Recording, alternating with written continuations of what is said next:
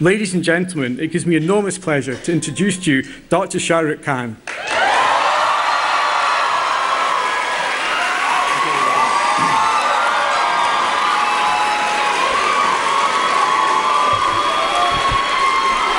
Thank you very much. Thank you. Thank you very much, everyone. It's a great pleasure to be here. Thank you. All right, how this works is that I have to give you a lecture. So I prepared some. It's very thick, but it's because the font is big.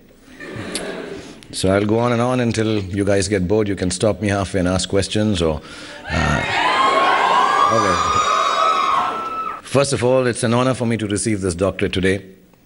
So thank you everyone who's in.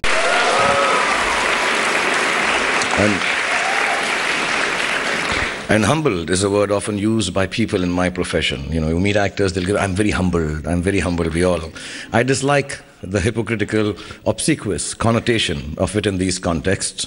So I'm not going to use it, but I will say that such occasions have a way of putting me right in my place, which is right there. So thank you everyone for putting me in my place. I do get invited to conferences and inaugurations now and then to speak. And when I receive the invite, I also receive my brief. It's usually about success and my tips on it. Not my toes. Those are covered by, I will never show my toes clause in my contracts. They're very ugly. And it's my attempt at gender equality. My co-actresses have no cleavage clause, I have no toes clause. Now most people believe Bollywood stars aren't insightful about anything other than the fateful occurrences which made them stars in the first place. But I've had the odd divergence from being taken for stupid though. Recently I got an email from an International Association of Advertising and they said, dear Mr. Khan, the advertising community would like you to come and address them on globalization and disruptive marketing. And I spent the next 4 hours on Google trying to assimilate the disruptiveness of innovating a product to match its market. But it was one of those rare days when even Google can't help you. A day when you need to leave Google and ask for deliverance from God. But I have a film releasing soon, so I don't want to take extra favors from God before the film releases. So I chose business over knowledge. I did the next best thing. I sat on my IO Hawk. Have you guys seen that Segway thing? Yeah, so I went on my IO Hawk and told everybody, a gathering like yours, that there is nothing I can tell you that you already don't know. And people, when they're told they're smart, they like it. You're such an august gathering of people and blah, blah, blah. Instead, let me entertain you because you all deserve a break. And before the organizers could interject, I started thrusting my pelvic into their faces and broke out into the one and only intellectual thing I know how to do, the lungi dance. So I got away with it without being humbled. It always pays to be a better dancer than your advertisers. And what's more, they seem to have a good time. But that was a conference, and this is a doctorate from a prestigious University of Edinburgh. So I'm going to try to sound intelligent and insightful, especially for you today. One of the subjects on the list of 5 I was sent for my speech today was life lessons. So for whatever it is worth, here goes. Let me start at the very, very beginning. Whatever I've learned of life has been at the movies. Actually, the first few films that I did in my career and titles were given to them very nearly formulated whatever I know of life. And that's how I'm going to pass it on to you. One of the first movies of my career was a movie called Deewana. Must have... Okay, but do you remember the story of the film? I'll remind you the story. So I fall in love with a widow who I meet literally by accident, in which I very nearly kill her mother-in-law. Then I marry her. Not the mother-in-law, but the widow. The widow is not keen on the marriage because she still loves her late husband, but she marries me anyway. My rich, mean father disapproves of this unison and does what a rich, mean father does. He tries to kill the widow. And I'm naturally disgusted by his behavior. And after a long 2-page standoff with him, in which I use heavy-sounding Urdu words, I leave the house for good. Then for some reason, apart from the fact that I ride my motorcycle without holding the handlebar, I have an accident. Seeing me so forlorn and sad in the hospital bed, my ex-widow wife falls in love with me. And there is something about absolutely sick men which always attracts women to them. I've noticed this. The sicker, the better. Then again, by chance or fate, I rescue a stranger at night from a bunch of goons, and guess what? He turns out to be the original husband of my ex-widow wife, who hadn't died in spite of his inheritance-hungry uncle's best efforts. Now, evil uncle then decides to kidnap me and my ex-widow, now not so ex-present-day wife, to get hold of his nephew. I escape his clutches, and I come back with my wife's undead husband to rescue her. By now, she is, of course, strapped to a bomb. And do you think they'll take my doctorate back?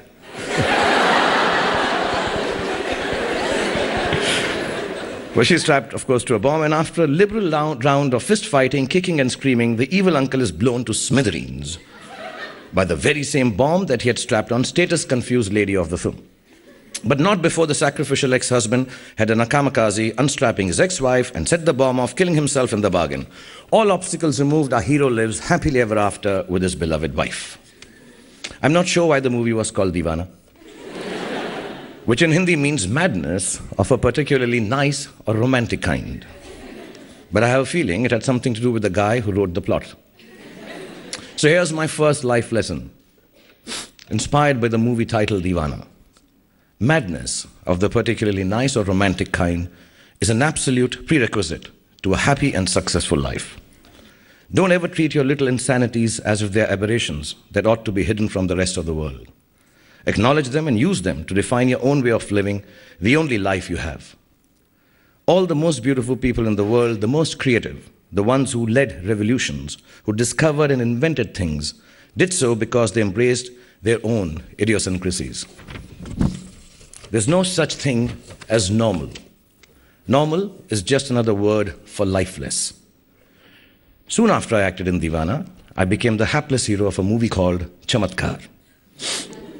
This movie had a more believable plotline. I get cheated of all my money by my best friend / conman and find myself asleep in a graveyard only to be awakened by the ghost of a murdered mobster. A ghost that only I can see and nobody else can. I am very perceptive that way. Anyway, the mobster ghost helps me get a job as a teacher through his ghostly good offices. I fall in love with his daughter, of course, from a wife that has passed on after being duped by the flunky of the mobster. Together, the ghost and I organize a cricket match. Yes, I was doing that even before I owned a cricket team. And avenge the various misdeeds done to us by bashing up the flunky and the con man. Then we forgive them because we have a good heart and let each other descend into their respective abodes, where we belong in the first place. He goes back to the grave, I go away with the babe. Now, Chamatkar means miracle, right and straightforward without any nuances. So my next lesson is the following. If you ever find yourself cheated of all your money and sleeping on a grave, do not fear.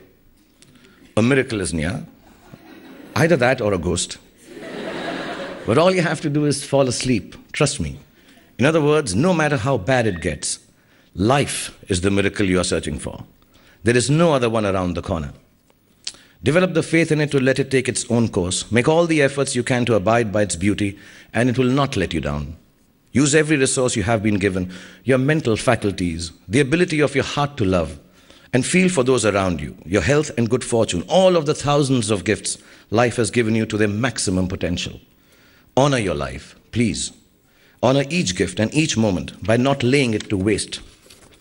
There is no real measure of success in this world except the ability to make good of life's endowments to you. Sometimes life's gifts arrive wrapped in all wrong damn wrapping, at which point we have to learn to do two things with them. Recognize them for what they are and gamble on our fear that they might be disasters. I took the leap not because I was particularly brave, but because a very dear director friend of mine sat me down and told me I was extremely ugly. And being ugly necessarily meant, I know, now I know.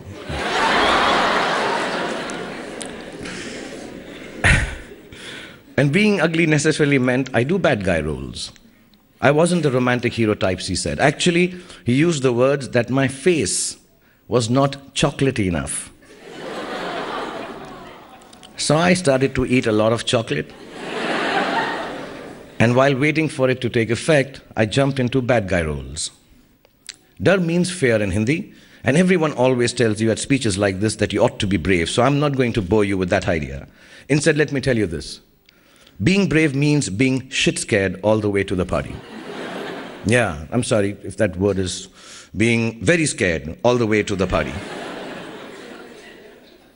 But getting there all the same and doing the funky chicken in front of all your teenage kids' friends anyway. Let me just add on behalf of all the fathers of the world who have embarrassed their kids by doing this, it takes a lot of bravery, resolve, and grit to do it. So just do it. Don't let your fears become boxes that enclose you. Open them out, feel them, and turn them into the greatest courage you are capable of. I promise you, nothing will go wrong. But if you live by your fears, everything that can possibly go wrong will go wrong.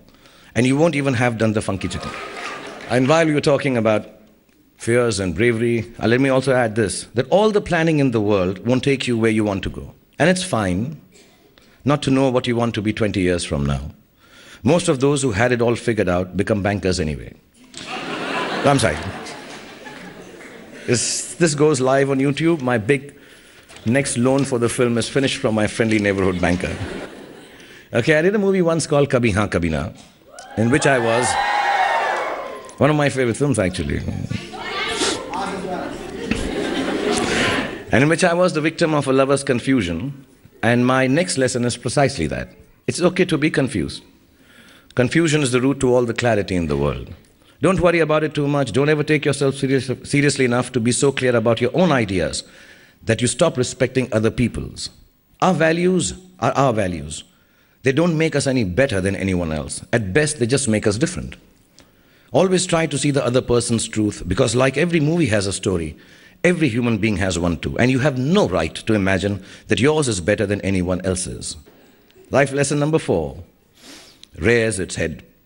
Give of yourself to others, and while you're at it, make sure you realize that you aren't doing anyone any favors by being kind to them. It's all just to make you feel that sneaky little twinge that comes from being utterly pleased with yourself. After all, the one that gets the most benefit out of any act of kindness or charity that you do will always be you. You might be able to buy your friend a rose for his or her birthday, but it's no substitute for a patient hearing of your sulky rants on a bad hair day. Sometimes things just happen, as encapsulated in another movie title of mine, Kuch Kuch Hota Hai. And you know what? They don't always add up. So my 5th lesson is this. When life hits you with all the force of its resplendent rage, the rose isn't going to give you comfort. A friend's grace will. And if you can't find resolution as easily as you would like to, please don't panic. Everything evolves as you go along. Give life the space to move at its own pace, pushing it ahead only by way of being kind to yourself when you're hurting or in despair. And you will be hurting and despairing a lot in this lifetime. You don't always have to figure things out or find an explanation for the circumstances you are in. It's more prudent to accept that sometimes there just isn't one. Ram Jane, God knows, that's what it means, as we say in Hindi, and as a priest responded to my orphan child character when I asked him what my name was, in a movie of the same appellation. The boy plodded through 3 entire hours of film referring to himself by that fatalistic phrase, and why not? Who says that what we call ourselves is any definition of who we really are? And that's lesson number 6 for you. All the names you give yourself, or those that others call you, are just labels. You're not defined by them, no matter how flattering or uncomplimentary they are. But I generally say this out of experience, because if I was to go by what I'm called on the social media, I would be an old, desperate, manipulative has-been star who swings both ways, making crap movies. And these are just the good mentions. If you aren't charged about doing something, if you don't have what in Hindi we call josh, the fire in your belly for it, then don't do it. It's a waste of your time and, more importantly, of those who pin their hopes on your endeavors too. redefine yourself if you have to, but do it on your own terms and just get on with it. In fact, like my character in the movie, my name is Khan, if you've seen it. Don't forget where you came from. Please don't forget where you came from and who you really are. It ought to be the compass by which you navigate through life's vicissitudes. The north that keeps you oriented, despite a series of misfortunes or a shower of privilege. I was the coach of a beleaguered women's hockey team.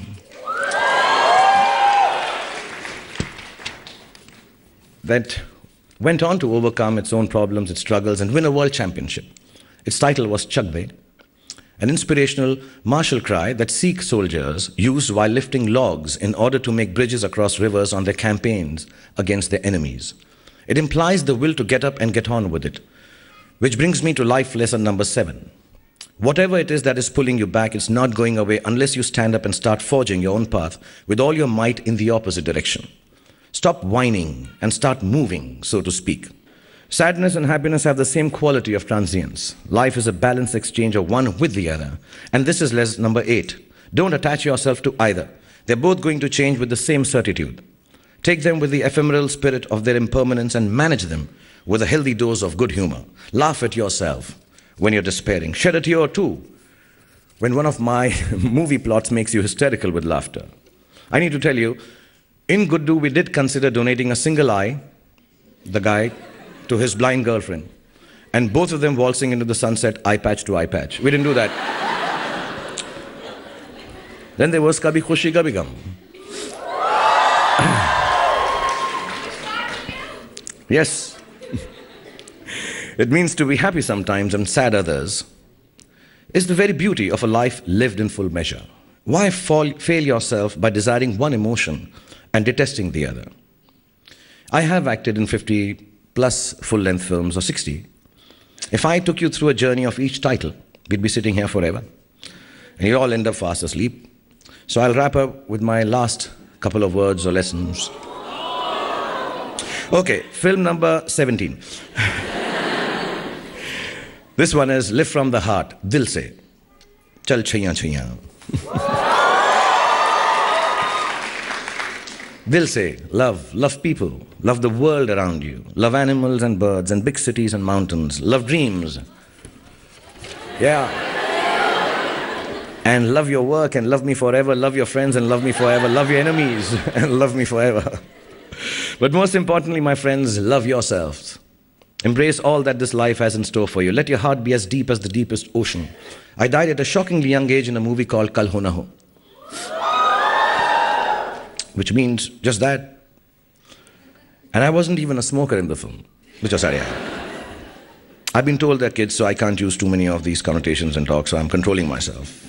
But I never let my 2 older children watch it to the end. We even filmed, I asked her and my friend to a whole alternate ending specially for them. But now they have grown up, and they're nearly as grown up as you are.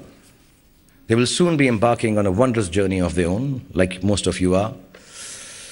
Instead of trying to protect them from life, the wiser and older version of me grabs every chance to tell them, live as hard as you can in this very moment. Live now, live today. You may not see it with your youthful eyes, but now is as much time as you will ever get.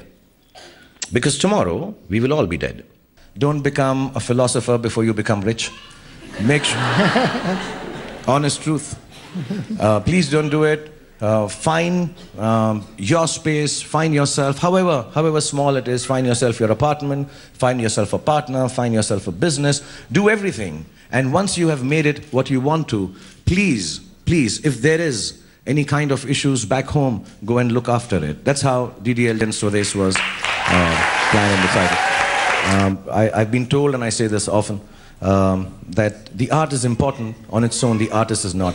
So my reaction to it, relation to it, I want to disengage and move on. I normally don't get to see my own films. I finish them and then move on to the other. Because any kind of attachment to a film, I think, is regressive. I mean, any kind of attachment to your own art is extremely regressive. I think you should just move on. I've been told, and I say this often, that the art is important on its own, the artist is not. So my reaction to it, relation to it, I want to disengage and move on. But I think the biggest highlight always is, you know, you make a film, You make a presentation, you go somewhere, and you see a lot of smiling faces. It's not been the business part of it. Sometimes because of the company, yes, you feel nice. But I think the greatest happiness I have is, there's a film and you watch it with 600-700 people in a dark room, and you know this is working for everyone. I remember, I'll tell you a small story of Chak De.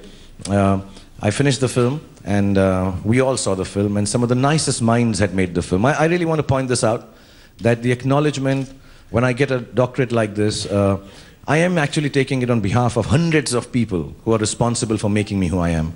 I'm just the face, so I come and take these awards and all these honors. But these people have worked really hard. So in Chak De, we had the brightest minds making a film. We had these young girls who had worked 3-6 months on learning how to play hockey. We had Adi Chopra, the producer. We had Shimit. We had Jaideep. We had the nicest talent making this film. And Mr. Yash Chopra backing it. I'm acting in it. And then we went and saw the film. And I remember the first screening of the film, we all looked at it and we thought it was the worst film we've ever made in our lives. And we came out. And the girls didn't know this. They were doing it first time. For them, just being on screen was happy. So they were irritatingly screaming and dancing, while the 4 of us were sitting there crying with tears. And, we had reached that stage of failure when you start telling everyone, listen, at least we did what we wanted to, right? This is what we set out to make, and we made it. So success and failure, like I told you in the speech, is transient, and we'll come back, and it's all right. And we were really, really sad. Shimit ran away to America. I actually ran away to England. And all of us just dispersed, and we didn't know. And I switched off my phone, went to sleep. I woke up at 4 in the evening here. After, I would say I took a lot of intake of alcohol. Was the best way I can say. I was very depressed because we thought the film was good. It turned out not nice. And I woke up at 4, which must have been 9 o'clock in India. And everybody had loved the film. Everybody. The whole country had loved the film. And it was just such a huge success. And we still didn't believe it. So that highlight, when you don't know, is this going to work or not? If you know, then it's no fun. So the biggest highlights of my life have been that I don't know, and I've just woken up in the morning and been told people are loving it. Not that it's a success. People are really enjoying it, really finding time from their lives to learn something from it, or just enjoying it, just being happy about it. Don't be bound by rules. Don't hurt anybody. Never grow up, and never, ever live somebody else's dream. Remember, however many times you go wrong, no matter how many times you fail, despair, feel like this world is against you, in the words of Bob Marley, at the end, everything's gonna be all right. And in my words, Hindi फिल्मों की तरह life में भी अंत में सब कुछ ठीक हो जाता है, और अगर ठीक ना हो तो वो अंत नहीं है, पिक्चर अभी बाकी है मेरे पास. So all you kids here, please take it as the only truth you need to know. In the end, everything will be all right. Take it and believe it, because the most, and this I say honestly, the most unlikely actor to make it in Bollywood is telling you so. The most romantic hero who doesn't look anything like chocolate or taste like it. Thank you very much. I wish you all the best in your lives. These are the only life lessons I can give you.